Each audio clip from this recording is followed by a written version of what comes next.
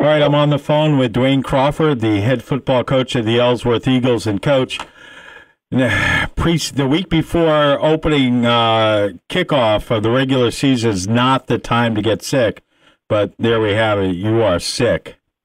I am. It's all those tour days. Well, and I think that it's going around, so you hope that your team doesn't get it, and or if they get it, get it out of their system before Saturday's game. Yeah, I think half of them were coughing at practice last night, so it's definitely going around. All right, so you had an extra day to look at film because you were sick yesterday, and so what were your impressions of the Ellsworth MDI exhibition game on Friday night? I thought defensively we were okay. We did pretty well defensively. We had some mental mistakes that we made. Offensively, we didn't do a whole lot against MDI. They're a big team, and they're fast and they're strong, and I think we had a lot of trouble with the size part.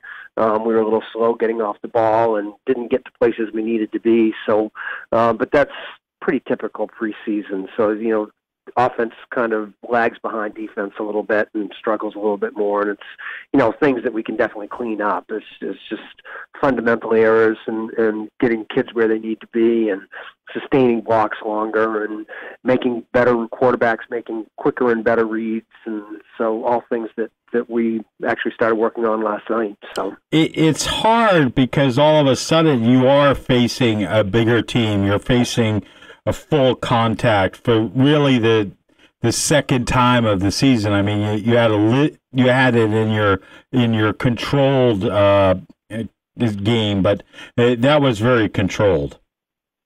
Yeah, I mean, it gave them a taste of going out there and really that was the first contact against Bucksport that we'd had. So that that kind of set the tone, and I thought we tackled pretty well against MDI.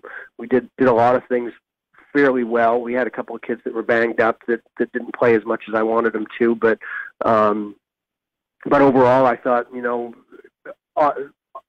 with the exception of our offensive production, I thought it was a pretty good game. And of course it's hard to tell because the special teams aren't part of that, and that's one of the things that Mark and I had talked about, and taking that part out because of the injury factor. So, that's a huge component that, we've been working on all through the two-a-days and now really have started to drill it down this week.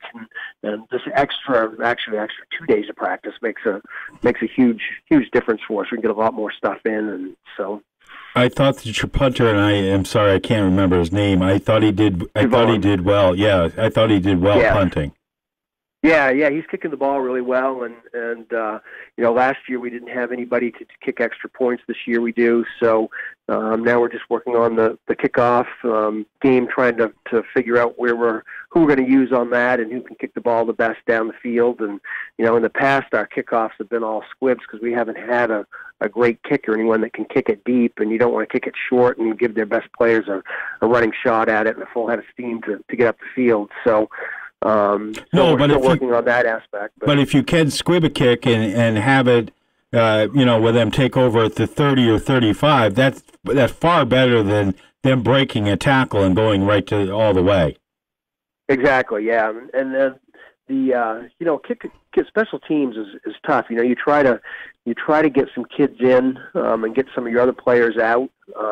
Ultimately you want the best 11 you can on the field, and so you try to, some of your linemen you try to get out because they're not going to be as fast down the field as some of the more athletic kids. So in our case, we don't have a lot of choices, so we kind of have to work things around and come up with the best 11 we can for special teams while we're still trying to give some of those bigger guys a break in between going both ways on offense and defense. Right. So there's a lot to it, matching them up and trying to figure out who's going to be able to do their job and get down the field and make a play. How did you come out of that game injury-wise? Oh, we're good. No injuries at all. We're fine. Yeah. All right. Yeah. So we're healed up. Sans everybody having colds. Yeah. We're ready to go. Hopefully they'll the younger guys get over it. Javon and Connor both had them this weekend, and they're pretty much over them now. So good. It's us old guys that it drags on for days.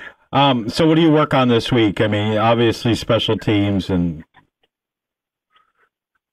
Yeah, so Dexter runs a 4-4, which is different than MDI's 5 front. So that's something we repped against Bucksport because they run a 4-man front as well. So we set that up last night, and it was nice. Monday night's usually an install night. Well, actually, Monday night's usually a JV game. So we had the benefit of having that extra night to put in an install, and so we got all that stuff set up, and tonight we can actually go at it a little bit harder. So we actually get extra work days in this week. So we have tonight and Wednesday and Thursday as work days, and we'll do a little bit more install tonight.